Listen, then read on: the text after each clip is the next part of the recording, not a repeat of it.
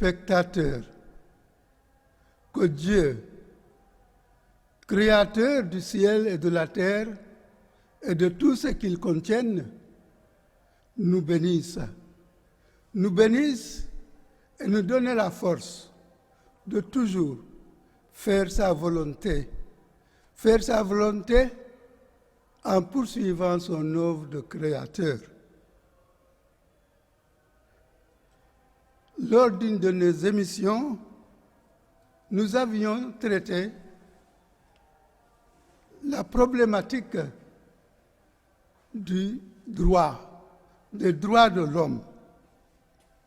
Aujourd'hui, nous abordons l'un de ces droits fondamentaux de l'homme, à savoir le travail humain, vu par la doctrine sociale de l'Église. D'emblée, retenons que le principe de la doctrine sociale de l'Église est que la personne humaine est prioritaire, donne la primauté à la personne humaine. Selon cette doctrine, tout doit commencer par la personne humaine et tout finit par cette personne humaine. Notre consultant du jour nous en éclairera davantage. Il s'agit du révérend père Bertrand Liémé.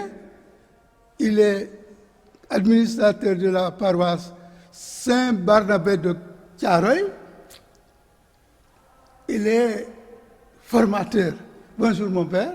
Bonjour frère Martin. Alors que dites-vous à nos amis téléspectateurs qui nous regardent? Nous saluons déjà tous les spectateurs de cette émission, les amoureux de ce Dieu créateur, qui nous donne aujourd'hui de venir nous asseoir à ses côtés pour éclairer, discuter et aller en profondeur de ce thème qui nous est donné de réfléchir ensemble.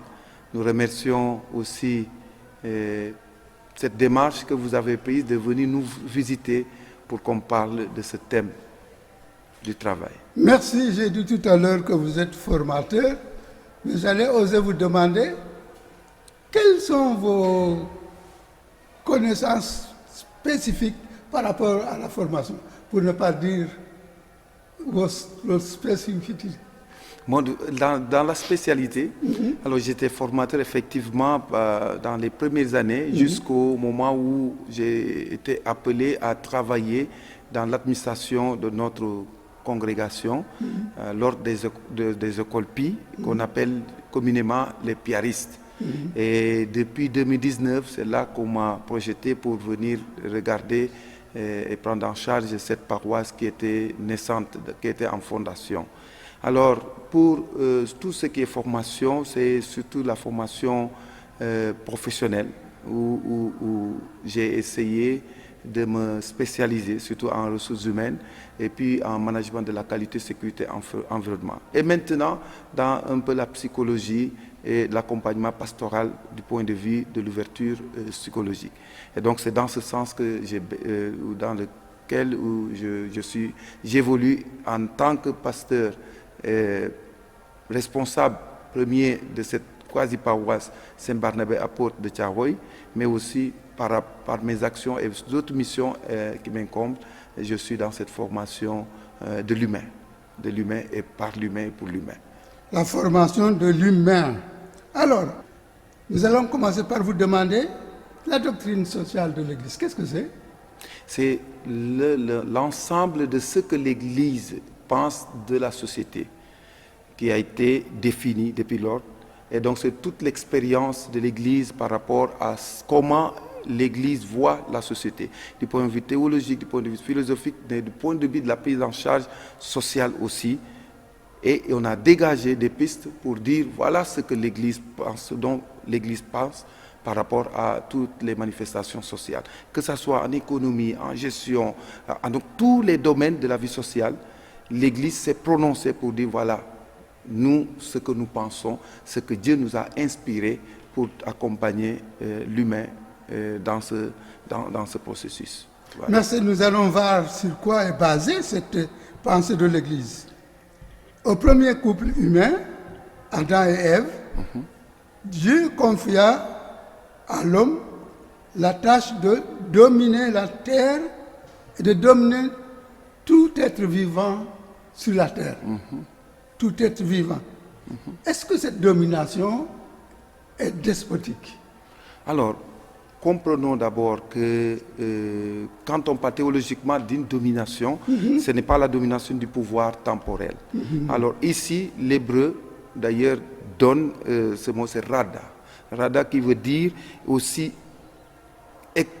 qui est le contraire d'écraser, mais ici, c'est marcher à la suite de quelqu'un en hébreu, ou gouverner avec justice. Donc, dans la domination, il y a l'aspect de la justice, de l'équité. On ne domine pas pour opprimer, pour écraser, mais on domine pour aider à la continuité de cette création.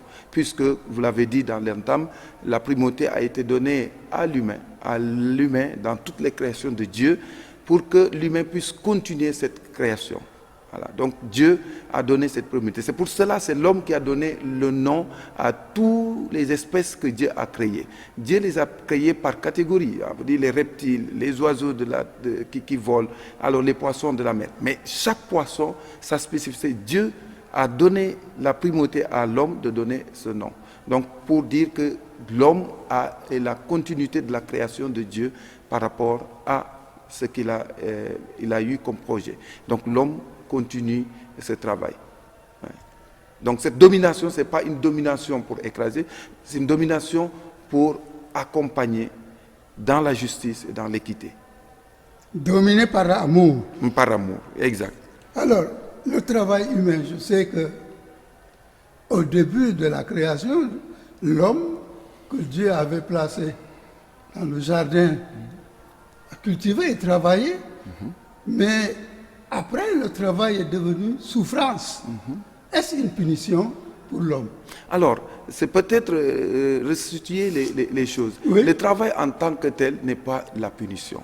Le travail en tant que tel est une bénédiction. D'autant plus que Adam et Ève, avant la chute, travaillaient, comme on l'a dit. Donc, ce n'est pas le travail qui est le problème. Ce n'est pas la conséquence de la chute. La conséquence de la chute, c'est la peine, la pénibilité du travail. Parce qu'il nous dit, à la sueur de votre front, vous travaillerez maintenant. Contrairement auparavant, où vous travailliez et il avait l'épanouissement. Donc, c'est ici la pointe de l'Église. L'Église dit que le travail, c'est une vocation. C'est la vocation que Dieu a inscrite dans l'être humain. C'est une vocation, mais ce n'est pas une malédiction. Alors, la chute, la conséquence de la chute du péché, c'est que maintenant tu vas travailler, mais à la suite de fond, tu vas gagner. Donc c'est la pénibilité du travail qui est la conséquence du péché. Mais le travail en tant que tel, évidemment, il faut, et c'est un instrument de dignité, de rendre la dignité à l'être humain, à l'homme, parce que Dieu l'a inscrit dans sa nature. Merci. Alors, dans le livre des Proverbes, chapitre 10, verset 4, nous lisons, je cite, main nonchalante appauvrie, main diligente enrichie. Nous pouvons comprendre ici que le travail est un moyen de lutter contre la pauvreté. Mais est-ce pour autant qu'on doit l'idolâtriser, lui donner la primauté ultime de sa vie? Ce n'est pas l'ultime de sa vie, mais on pense que, l'Église pense que le travail est le remède. C'est le remède qui fait, parce que c'est pour ça qu'on dit « mais diligente ». Le proverbe dit « mais diligente, enrichie ». Alors, c'est le remède. Le travail devient un remède noble pour rendre la dignité à l'homme. Et donc, c'est dans ce sens que nous pouvons comprendre effectivement cette assertion que nous pouvons tirer dans le livre des Proverbes. Alors, le sens ultime de cela, c'est que l'homme n'est pas fait pour le travail. C'est le travail, à travers le travail que l'homme se fait. Le travail est fait pour l'homme. Et non le contraire. Et non le contraire. L'homme n'est pas fait pour travailler, parce que c'est une vocation. Mais le travail est fait pour que l'homme, en l'utilisant, puisse développer, continuer la création, continuer de faire l'œuvre de création que le Seigneur, Dieu, lui a confiée. Et l'autre aussi, c'est le danger de penser que, voilà, en travaillant, on s'identifie au travail. Et ça devient une idolâtrie. Alors, le travail, mon travail, me donne la dignité. Et ce n'est pas moi qui donne la dignité au travail. Alors, ça devient idolâtrie et on entre dans les postures. On se dit, mais où les rangs sociaux, et c'est là où se trouve le conflit. Et c'est là que l'Église dit, attention. Voilà, le travail que tu fais, c'est pour rendre la dignité à l'humanité. Ce n'est pas un travail qui, pour ne pas revenir au mot, pour comprendre, pour dominer. Mais non, c'est un travail en vue de pouvoir continuer cette création que Dieu nous a, pour éviter que ça devienne une idolâtrie, ou une peine, ou un châtiment. Voilà. Mais c'est une vocation de l'homme. Pourtant, beaucoup le pensent aujourd'hui, le travail est presque comme une punition. Est-ce qu'on peut qualifier Jésus-Christ travailleur? Pour lui dire que Jésus est travailleur. Oui. On le pense qu'il est travailleur. Donc, tant plus qu'on a dit que le travail n'est pas fait pour l'homme. C'est l'homme qui fait le travail. Alors Jésus est venu humaniser cette humanité. Rendre et diviniser aussi cette humanité. Donc il est venu rendre la place du travail. Et donc c'est pour cela lui-même, il a travaillé. Avant de se révéler, il travaille. Il a, durant 30 ans, on peut dire, il est resté dans le silence. Dans ce silence-là, il a travaillé par ses mains. Comme ouvrier, il a fait tout ce que l'humain devait faire pour accomplir ce travail. Et donc, après, par le travail divin, il va donner un cachet vraiment beaucoup plus important de ce travail. Est-ce qu'il a parlé du travail en tant que tel dans ses prédications? Oui. Il a vraiment parlé du travail dans ses prédications. Et il leur a dit, ouais, d'ailleurs, quand il envoie ses disciples, il leur dit, mais allez-y. Vous travaillez, mais dans le travail, vous faites entrer les autres dans le royaume de Dieu. Allez-y. Hein? Le mandat qu'il donne à ses disciples, c'est pour aller travailler pour la vie, pour le royaume des cieux.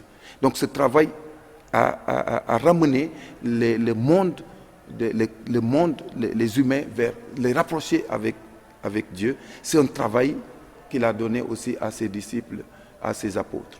Oui. Le travail, donc,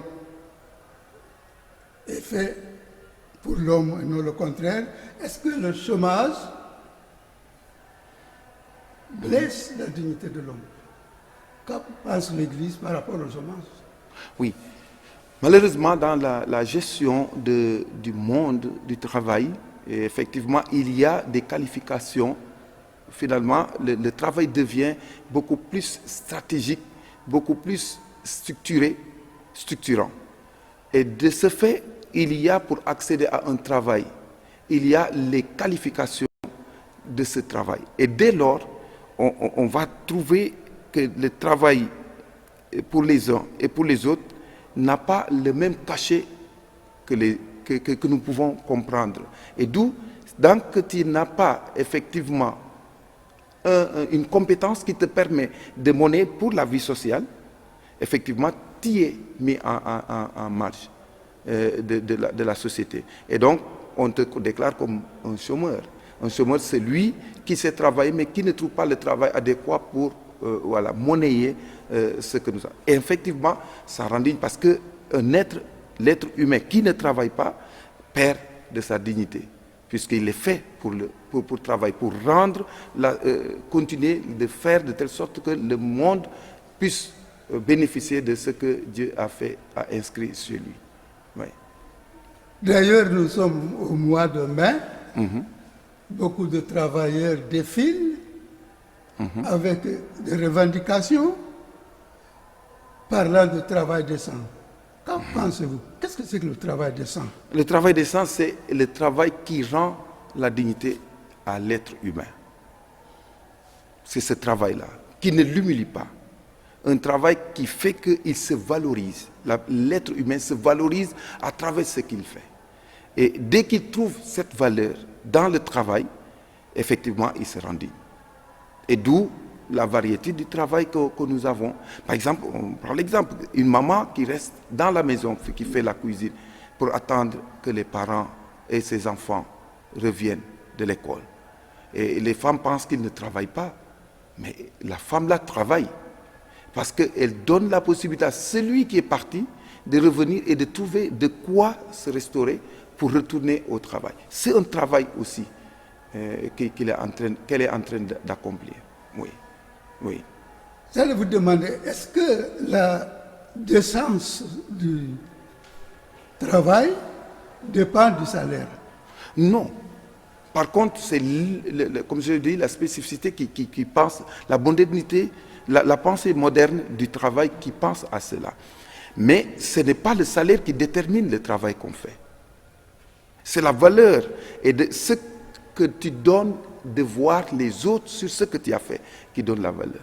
Donc le salaire n'est que la conséquence pour essayer de te donner la possibilité aussi de pouvoir te retrouver dans la société. Mais le travail en tant que tel, c'est l'utilité du travail. Ce que j'ai fait, qu'est-ce que cela signifie pour l'humanité? Quand je célèbre la messe, est-ce que c'est inutile? C'est pour la sanctification du peuple de Dieu. Donc c'est utile. Même si je n'ai pas de salaire pour ça, mais je le fais pour la sanctification du peuple de Dieu. L'humanité a besoin de se sanctifier, donc il faut un prêtre qui travaille dans ce sens. Donc pour dire que le salaire n'est que la conséquence de ce que nous pourrons pour pouvoir être monnayer ça dans la vie, parce que nous sommes dans une société de consommation. Il faut, avec les moyens pour pouvoir se faire de quoi vivre dans la vie. Oui. Alors, qu'est-ce que pense l'Église par rapport aux droits des travailleurs? Les droits des travailleurs. Les droits des travailleurs. Alors, les droits de travail, le premier principe pour l'Église, c'est que les droits de travail, c'est calqué dans la justice. D'abord, la justice. La justice. Il faut que le travail soit juste. Le travailleur est selon ce qu'il dépense. Il faut qu'en retour, qu'il y ait cette justice. Deuxième chose, c'est que la sécurité. On travaille pour avoir de la sécurité sociale. Voilà, tu travailles pour gagner et pour pouvoir effectivement avoir cette sécurité autour de soi. Donc le chômeur qui travaille et qui ne gagne pas n'a pas la sécurité parce qu'il ne peut pas subvenir à ses besoins. Le chômeur qui n'a pas un travail ou quelqu'un qui a un travail, qui travaille durement, mais la rémunération ne répond pas par rapport à tout ce qu'il a dépensé par rapport à cela. Le troisième élément, c'est aussi que, comme nous le disons, dans le travail, il y a la dimension du repos. La dimension du repos. Il faudrait que celui qui travaille puisse trouver un repos. Celui qui emploie celui qui travaille doit accorder à son travail le repos pour qu'il puisse avoir les forces de pouvoir revenir demain. Droit aussi à l'association, donc syndicale. Voilà. Donc, il faudrait que ceux qui travaillent et qui répondent et qui sont dans le même milieu puissent se retrouver pour penser au rouage de ce travail qu'ils ont apporté ensemble. Le droit au droit au syndicat. Donc, je pense que ces dimensions-là sont importantes au niveau quand nous concevons l'idée du travail. Oui. Est-ce que le magistère de l'Église a dit quelque chose par rapport à tous ces droits de travailleurs? Oui. Le magistère. Oui, le magistère a toujours dit. Donc, le plus grand discours d'ailleurs de tous les temps, c'est le magistère. C'est les papes qui ont toujours parlé du travail. Nos évêques ont toujours parlé du travail. Dans une conférence épiscopale, on a des lettres de nos conférences épiscopales qui ont toujours parlé de la dignité du travail et du salaire de justice par rapport à ce que nous avons fait. Les papes en ont parlé. Donc, le magistère a toujours gardé. L'Église est le gardien de ce droit au travail. Donc, on a toujours discouru sur cela. Mais le travailleur n'a pas que des droits, il a seulement des devoirs. Il a aussi des devoirs.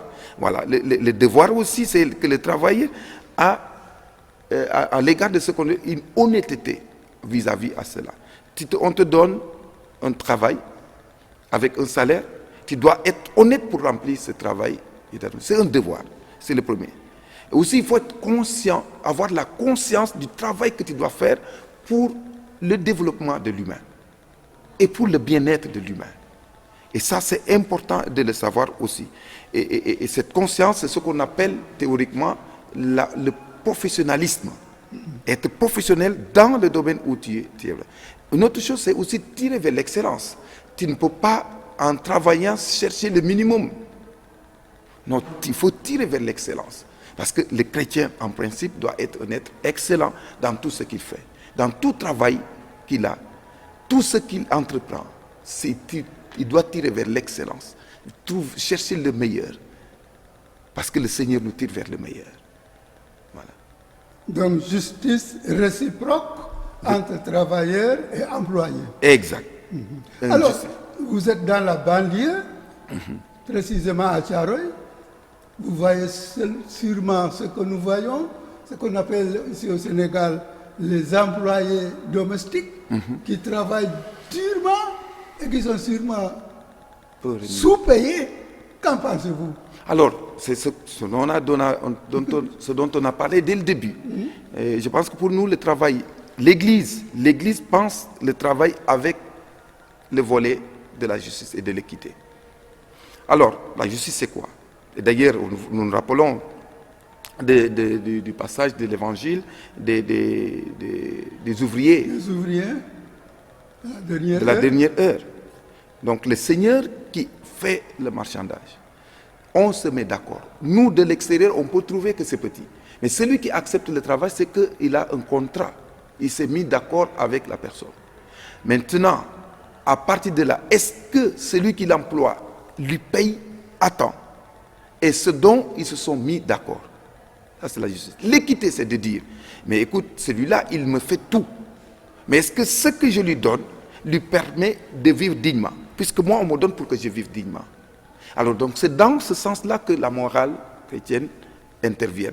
Et on fait des valeurs, des jugements de valeurs, et on apporte pour dire que, on s'accorde pour dire que, effectivement, si nous concevons que tout ce que les travailleurs domestiques font est utile pour nous, nous devons leur rendre aussi la monnaie pour qu'en leur donnant quelque chose, ils puissent vivre utilement dans la société.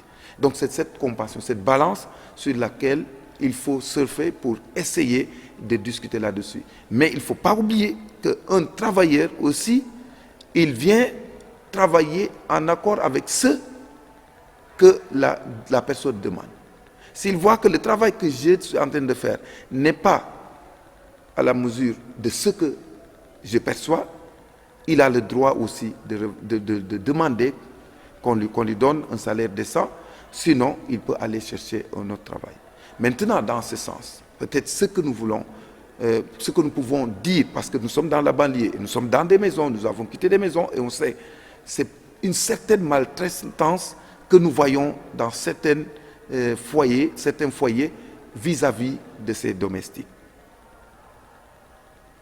Voilà. C'est-à-dire, ils travaillent durement, mais on ne les a même pas regardés avec la dignité de l'être humain. C'est là où le bas blesse. Donc, il faudrait effectivement qu'on regarde nos sœurs qui travaillent dans nos maisons comme des sœurs en Christ. Que ce dont on a besoin, nous, pour vivre, nous pensons que elles aussi, elles ont besoin de ça. Le Seigneur d'ailleurs nous l'a dit, ce que vous voulez que les uns vous fassent, faites-le d'abord pour eux. Si nous voulons avoir un salaire digne de là où nous travaillons, commençons par donner un salaire digne à nos domestiques qui sont dans nos maisons. Est-ce que l'État a un devoir par rapport à tout cela? Parce que s'il n'y a pas une convention collective des gens de maison respectée, est-ce que l'État n'a pas un mot à dire? Mais l'État organise. Par ses services, l'État est en train d'organiser. Et d'ailleurs, comme on dit, les travailleurs domestiques, ils ont aussi le droit de faire des syndicats, s'ils le peuvent, ou les organiser en faisant d'elles des syndicats. De deux, mais il y a aussi les services de l'inspection du travail qui veillent à ce que effectivement ces gens-là soient traités dignement. Un travailleur qui travaille pendant des années sans contrat, donc il n'a pas de sécurité. Je parlais tout à l'heure du travail avec la sécurité. Donc il n'a pas de sécurité sociale. S'il tombe malade, qui le soigne avec son maigre salaire? Ce n'est pas possible. Donc il y a toutes ces questions qu'il faut aussi voir à l'égard de ces domestiques-là, ces travailleurs domestiques. Ouais. Ce que nous voyons aussi au Sénégal et peut-être ailleurs, que nous avons des petites filles qui n'ont même pas 10 ans, qui viennent à Dakar et qui travaillent, et les parents les envoient pour un gain immédiat sans penser à leur avenir. Qu'en pensez-vous? Alors, c'est ça le problème. C'est un problème sociétal. Parce que économiquement, si beaucoup de gens ne peuvent pas accéder à des métiers, à une formation, pour avoir ce que les autres qui sont dans certaines circonstances ont, ils sont obligés d'accepter ce travail. Voilà. Et ça a ses conséquences. Par exemple, une petite fillette qui quitte la Casamance ou le fin fond du Sine pour venir ici, mais c'est parce que si elle est restée dans le Sine ou dans la Casamance, certainement elle n'accède pas à l'éducation, de un. Et la société regarde ça. Et donc, quand il va venir ici, elle peut se payer un pagne, elle peut se tresser et se maintenir, alors les parents laissent. Et de temps en temps, elle envoie quelque chose à ses parents. C'est mieux de rester ici et de ne rien faire et de faire ça. Maintenant, nous, les gens qui sont bénéficiaires de leur service, c'est à ces gens-là de regarder ce qui est juste et de redonner ce qui est juste à ces gens-là. Mais la conséquence, c'est que, effectivement, ils n'ont pas les mêmes chances que les autres qui sont nés dans des conditions qui vont bénéficier des services d'État pour une formation adéquate et arriver à un résultat à la fin qui leur permette de vivre plus dignement. Alors vous allez voir que ces mêmes personnes vont employer les enfants des enfants de ces petites filles-là. Voilà. Donc c'est une société qui doit s'organiser, la société qui doit s'organiser. Et il y a ce qu'on appelle chez nous, les psychologues, les croyances limitantes. On dit que la fille ne va pas à l'école. J'espère que maintenant, d'ailleurs, fort heureusement, parce que on voit que dans les écoles, la majeure partie sont des filles. La fille, si tu es un garçon et une fille, et tu dois faire le choix est vite fait. C'est le garçon que tu envoies se former pour demain. Voilà. Donc ça a été le combat. Je pense que l'Église est toujours dans ce combat et nous travaillons par l'implantation des écoles. Donc le parti enseignement de l'Église. Voilà. Pour pouvoir faire de l'évangélisation à travers l'Église, de l'école, que nous implantons dans la proximité de ceux qui ont vraiment besoin de ça. Donc ça c'est aussi la prise en charge, c'est aussi l'Église qui va vers cette couche vulnérable. Donc selon vous, l'Église attache beaucoup d'importance à la formation. À la formation. À la formation. Oui, parce que c'est la formation, les compétences qui donnent la possibilité d'attendre un salaire qui est, comme je l'ai dit, la conséquence ou bien la monétisation de cet effort du travail que tu fournis chez quelqu'un. On te donne le salaire. Mais en fonction du travail que tu fais, des compétences que tu as. Alors donc c'est pour cela l'Église dit, dans cette même conception, que c'est le travail. Le travail, c'est l'homme qui fait le travail. Le travail ne fait pas l'homme. Sinon, quand c'est comme ça, on va courir vers le travail, chercher du travail, et puis on peut perdre l'essentiel. C'est l'homme qui fait le travail. Et du fait que l'homme fait le travail, effectivement, l'Église dit, il faut donner les outils à l'homme. Quels sont les outils les meilleurs? C'est d'ouvrir les canaux de formation, varier les formations pour permettre à celui qui n'a pas les potentialités intellectuelles de continuer des études longues, puisse avoir au moins demain. D'ailleurs, l'ironie du sort, quelqu'un va faire ses études jusqu'à avoir son doctorat et un autre va faire le métier, il est mécanicien. Quand il a besoin de la réparation de sa voiture, c'est celui-là qui vient le réparer. Donc c'est aussi l'organisation sociétale pour que chacun, par rapport à ses talents, puisse le monnayer pour que le monde, l'harmonie puisse exister, l'harmonie qui a été voulue depuis le début de la création. En parlant de droits des travailleurs, on ne peut pas ne pas demander la grève. La grève, qu'en dites-vous? La grève, c'est une manifestation. Heureusement, ça dépend maintenant de quel type de grève il s'agit. Donc la grève qui est la manifestation de crier sa frustration ou bien de crier l'injustice qu'on croit subir, c'est un droit. C'est un droit. Parce que celui qui se sent lésé a la possibilité d'exprimer ce sentiment, cette émotion. Alors maintenant, la grève a ses limites, a ses droits. De la même manière que tu es frustré, À ses règles aussi. à ses règles. Donc il faudrait que dans la manifestation de son ras-le-bol ou bien de ses frustrations, que nous puissions respecter les règles. Parce que, comme les philosophes le disent, ta liberté s'arrête là où la liberté de l'autre commence. Donc, faire l'équilibre de tout cela. Oui. Donc la grève juste, Juste, c'est pas celle qui casse. c'est pas celle qui casse. L'Église n'est pas dans cet ordre. Comme on entend dire, je dis, celui qui veut acquérir un bien en cassant, quand il arrivera à ce bien, il ne trouvera que des ruines. Voilà. Si je veux avoir un bien en cassant, quand je vais arriver à ce bien, je ne trouverai que des ruines parce que j'ai déjà cassé avant d'arriver. Donc tout cela, c'est la préservation du bien commun. Même quand tu revendiques ton droit par la grève, c'est de préserver le bien qui appartient à tous, y compris ton salaire qui ne t'appartient pas. Ton salaire appartient à ta famille que Dieu t'a donné. Donc quand je fais la grève, je pense aussi à ma famille qui doit bénéficier si demain on m'arrache ce salaire, j'ai des préjudices au niveau de ma famille. Voilà. Donc la règle doit être respectée, quel que soit Alpha. Par ricochet,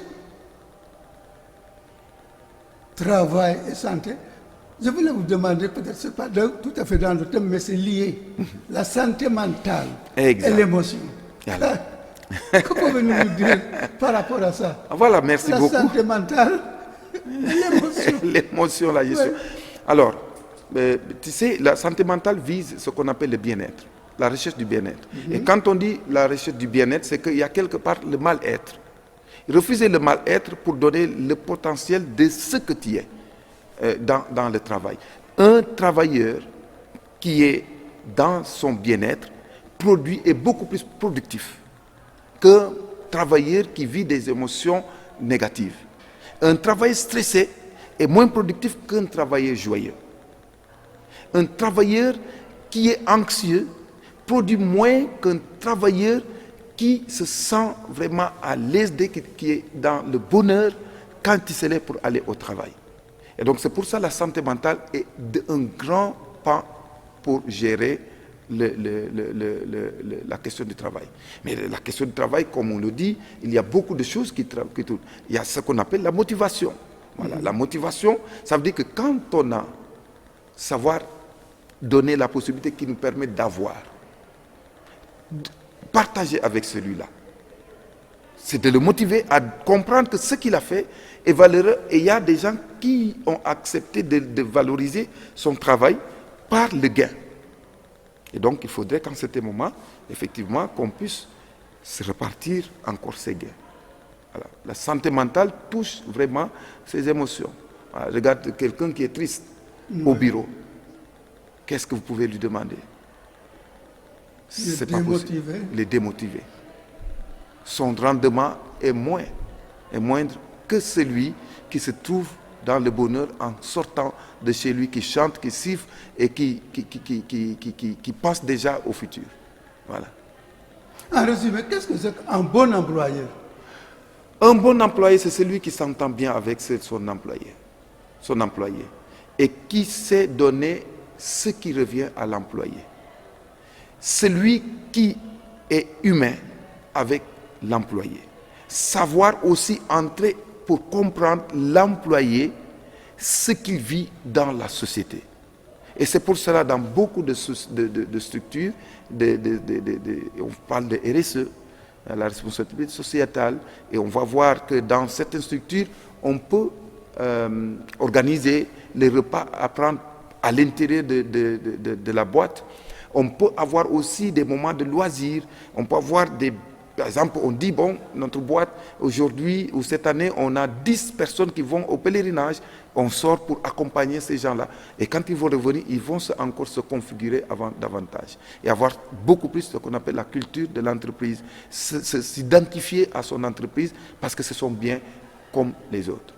Ouais. Un bon climat de travail dans le milieu de travail. Je vous demandais tout à l'heure le bon employé et le bon employé. Le bon employé, c'est celui qui répond à l'attente. à l'attente de l'employé et celui qui est productif. Parce qu'effectivement, dans le travail, c'est pour produire un service ou un bien. Donc, si moi, dans ma manière de faire comme employé, je donne satisfaction à partir de ce qu'on m'a fixé comme attente, ce qu'on appelle les objectifs. Tu fais ce travail, on attend de toi de pouvoir produire ça, et ça, et ça, et ça, et ça.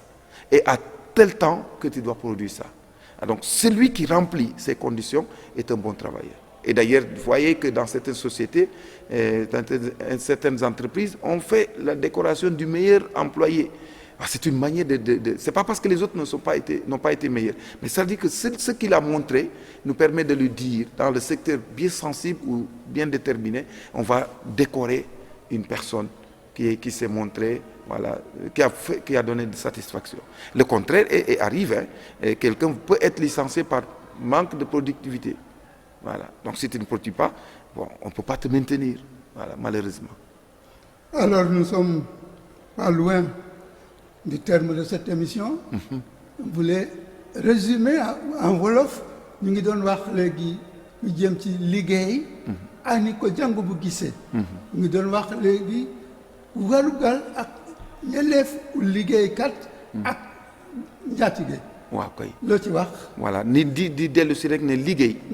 yàlla bi mu sàkkee suñu maam yi Adama ak Awa. liggéey gi amoon na. waaye am na bi ñuy foog ne lii suñu maam Adama ak Awa defoon looloo tax liggéey bi am déedéet liggéey bi amoon na parce que ñu ngi doon jàpp ci li nga xam ne loolu la leen yàlla santaane woon ci jardin d'Éden.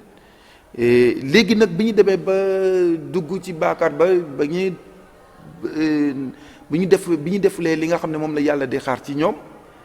ci la am jafe-jafe mais jafe-jafe boobu du ci liggéey gi liggéey bi da doon continuer yàlla daf leen ne léegi di ngeen liggéey au lieu ngeen di liggéey di am waaye balaa ngeen di am ci liggéey bi il faut ngeen ñàkk bi mooy conséquence bu coono bi moo ci conséquence waaye du ci liggéey bi kon nag liggéey gi nag ñu ne loolu war gan la lu jaadu la ci nit kuy toog te du liggéey am na li nga xam ne moom moo ko tere liggéey waaye nit ku ànd ak cëram jëmmam te ànd ak wër gu yaram wax dëgg yàlla dafa war a liggéey parce que liggéey mooy def soxal nit ñi def ni yow si li ngay def ñi nga xam ne ñoo ci xaar mën ci jëriñu pour dund gi ñoŋ lew tamit waaw kay loolu la ñu waxoon de ni tamit ci liggéey gi bu ñu gisee bu baax kii di liggéey am na li ko war ki koy liggéeyloo am na lu ko war waaye ñoom ñaar li nga xam ne moom moo leen tënk moo leen boole mooy suñuy liggéey ñaata lañu ci lu ñu déggoo. ci lu ñu déggoo loolu nag il faut que ñu bàyyi ci xel tamit ci lu ñu déggoo moom mooy tax kii ku nekk respecté li mu war kii war a liggéey respecté liggéey biñ ko santaane.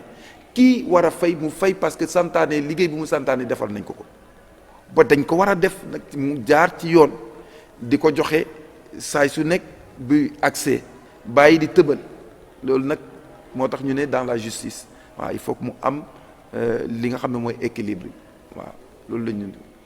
liggéeykat maa ngi bëggoon laaj tey nee na liggéey am na menuisier am na leen mais béykat yi aussi liggéeykat lañu. liggéeykat lañu. ah est-ce que am nañu warugal nguur gi am na warugal ci béykat. hankay ci liggéey boobu la. waaw gis ngeen ni ñi nekk ci kaw bi. comme ni ñu koy tàmm di waxee. saa yi suñu banquee seen loxo ne béyatuñu suñu tool yi. musiba am kon amul benn liggéey bu tuuti. ci kanam li ñuy sol yëpp ci liggéey la jóge. yëpp ñoom ñoo ñuy tax a dund. lu ñuy lekk ci liggéey ci la lépp jóge la jóge lépp lu ñuy lekk lu ñuy sol lu ñuy xoolee gis nga ñun ñi ngi topp sol suñu lunette mooy bët yi xaw na am jafe-jafe. nit liggéey ko jox ñu ko pour ñu mën c'est ça comme léegi nag kooku bu nee banquee la xam ne di ko def. kon ñun suñu liggéey bi ñu war a def mën a gis bu baax dina am solo moo tax amul benn liggéey bi nga xam ne moo sut borom ci liggéey ci nuñ ko war a déggee ci ñu war a déggee ci liggéey amul bu ëppalee moromam waaye am na classification kii lii lay liggéey kii lii lay liggéey te liñ ci njëriñoo mooy def différence yi loolu la rek waaye nag ñi nekk ci béy bi liggéey bu am solo la parce que bu ñu béyulee kenn du lekk te bu ñu lekkulee man mii di nekk ci bureau bi su ma liggéey dinaa bëgg a dem añ moo tax ñu naan pause nga dem añ kan mooy liggéey ba pare ne du ma def añ parce que man faalewu ma béykat amut kon nag yow mi nekk ci bureau bi soxla nga béykat bi mais même ki nekk ci bureau bi di ki soxla na gardien bi parce que gardien bi lu muy liggéey yow mi nekk ci bureau bi doo wàcc mën ko liggéey amoo jot boobu kon ku ne ak fu ñu ko teg li ñu war mooy ci lu muy liggéey ñu jox ko cër ci liggéey googu loolu am solo la loolu la jàngu bi di wax képp kuy nekk liggéeykat nañ ko jox cër ci liggéey bu mu am cër googu mooy liñ ko war a jox ndax mu mën a sutural njabootam nañ ko jox mët amul wàññi waaw yow mi tam di liggéey ndax dañ la mën a jox nga dem sutura sa njaboot nga war def sa warugal na mët yow tamit ok. yaa ngi doon wax léegi ni diggante béykat yi ak ñu nekk fii am na aussi diggante ñu ñuy wax jànq yi. voilà ak mère de famille. ak mère de famille yow yaa ngi dem def sa liggéey fale kii moo la jàppal fii liggéeyam. waaw warul am xeebaate. ci seen diggante. wax nga dëgg maa ngi doon wax sama benn xarit di ko ne gis nga yow salarié nga waay mais baay saay soo jàppee sa salaire moomatoo ko saay suñ la fayee moomatoo ko ma ne ko lu tax ñu fay la mu ne ma parce que damaa liggéey weer bi da ngaa liggéey weer bi yow boo demee sa kër sa jabar mi nga xam ne da ngay ne liggéeyul li muy def foofu lan la parce que liggéey la ñu wax ñu la diplôme bi nga am pour nga dem defi liggéey ñu jox la non non liggéey kooku day liggéey kon yow boo demee tam da ngay fay sa kii nekk sa kër ga. moo tax salaire bu boo ko jëlee rek yow mi liggéey te nga am njaboot moomatoo ko da nga kaa bokk ak sa njaboot ya ñii di liggéey tamit ci biir kër ya mu ngeen di dem di daani seen doole ñu fay leen fàttali ko leen boo leen ñëwee pour ngeen am jàmm ci kër ga te dootoo leen liggéey bi nga xam ne moom la def war ngeen ko jox cër ki nekk ci foofu moom tamit da ngeen koy jox li nga xam ne mën na yëkkati dem sutural njabootam. donc c'est une chaîne.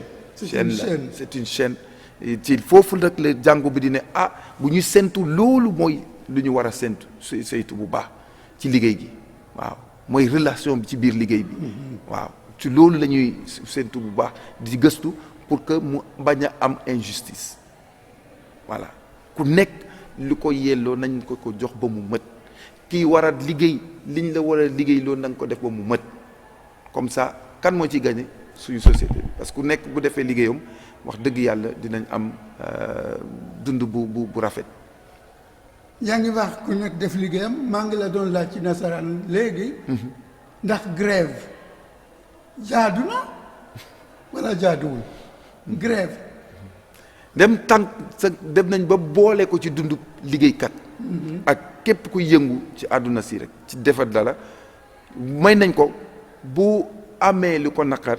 mu jóg jooytu ko parce que xëy na li ko naqar du ci moom la jógee pour ñu saafara ko comme ci ñeneen lay jógee ak ci keneen kon nag da ngay dem jooytu ko foofu nag jarul nag ki nga xam ne bokk ci li ngay jooytu nga yàqal ko loolu mooy grève mooy dem yuuxu ñu déglu la fañ la war a dégloo loo war a def nga def ko fa te ñëw continuer li la yàlla jox nga def loolu lu am solo la waaye lu jaadu la nit ki nga xam ne am na nakar gis ne ñu ngi koy néewal doole ci salaire te amul lu dul loolu amul leneen lu muy def na ko jóg jooy waaye bu koy def nag na ko jaarale ci yoon parce que yoon mooy atte ñëpp yoon mooy encadré ñëpp yoon mooy tax ba kenn di nga xam ne du lor doo am lor li lay lor nga dem di lor sa morom déedéet da nga ko war a def jooytu ko fa nga ko war a jooyte ñëw dellu si li nga war a def ko ndaxte liggéey bi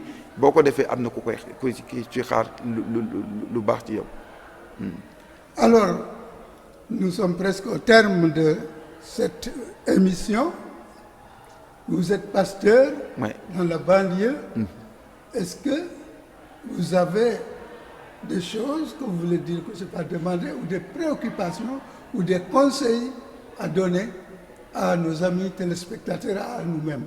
Oui, à nous tous. En tout cas, ce que je peux dire par rapport à la réalité de la banlieue, c'est que depuis longtemps, on pense que la banlieue a une vie en marge de ce que les uns et les autres voient. Alors nous avons l'habitude de dire, quelle que soit la difficulté que la personne vit, la personne humaine, il y a une meilleure version qu'elle a de lui. Donc de regarder les gens qui sont dans la banlieue avec cette meilleure version, ce qu'on appelle les intentions positives en milieu psychologique. Avoir cette intention positive de la personne que tu rencontres, quel que soit son statut. Ça, c'est important. L'Église insiste beaucoup là-dessus. La dignité de l'enfant, des fils de l'homme, de Dieu. Chacun a été créé à l'image de Dieu. On n'a pas le droit de dénigrer ou de dénaturer cette créature voulue par Dieu. Deuxième chose, effectivement, du point de vue économique, c'est un milieu défavorable. Ça, il ne faut pas l'occulter. On n'est pas aussi nanti comme les autres. Alors, c'est cette difficulté de transformation du milieu qui a fait que nous, les pasteurs que nous sommes, ici à Thiaroye, nous sommes venus pour donner ce qu'on appelle la seconde chance.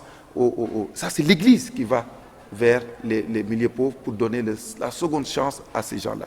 Nous sommes implantés ici à Thiaroye au nom de l'Église, avec une école, avec un dispensaire, mais avec l'Église aussi comme structure spirituelle pour accompagner les gens d'ici. Et en dehors de ça, on a des actions caritatives que nous menons pour aussi soulager. Je prends le cas de l'école, où l'Église école de Thiaroye octroie pratiquement à 50% des enfants qui sont boursiers. L'Église va chercher pour donner la possibilité à celui qui ne pouvait pas bénéficier de cette formation, de cette éducation de qualité, de pouvoir l'avoir avec le moindre coût. Parce qu'il a la potentialité, mais c'est l'économie et l'aspect économique qui ne suit pas. Pour dire que aussi, on vous remercie de nous avoir tendu l'antenne pour nous permettre de pouvoir parler d'ici. Voilà. Donc, en tout cas, grand merci à vous de nous avoir reçus ici à Thiaroye, dans l'église Saint-Barnabé-l'Apôtre. Merci à vous, amis téléspectateurs, merci de nous avoir suivis.